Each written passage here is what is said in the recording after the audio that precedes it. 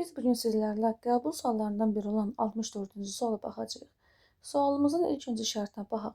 Python dilində yazılmış proqramın icrası zamanı klaviaturadan M-in hansı ən kiçik qiyməti daxil edilməlidir ki, nəticədə 143 çap olunsun?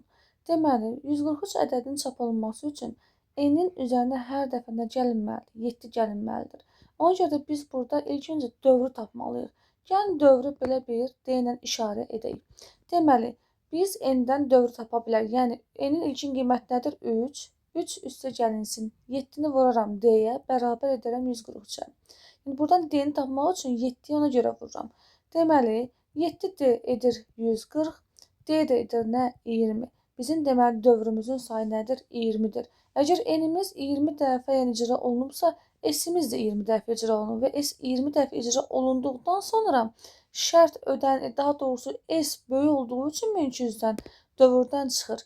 Məhz ona görə də N-in sonuncu qiyməti nə olur? 143 olur. Deməli, biz S-imizi onda belə yazmalıyıq. S nədir? İlkin qiyməti 38.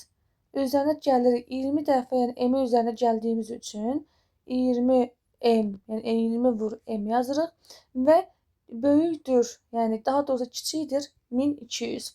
Deməli, 38 üstə gəlinsin 20 vurulsun M-də şərtimiz, dövrümüz yəni nə olub?